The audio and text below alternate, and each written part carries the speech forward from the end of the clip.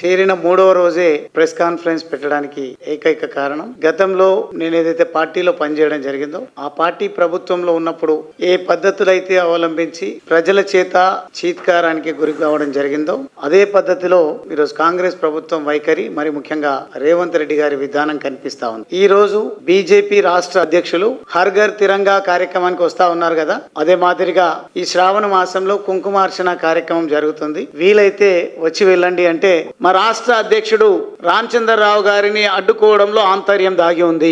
అది Jubilee hills ఉప ఎన్నిక.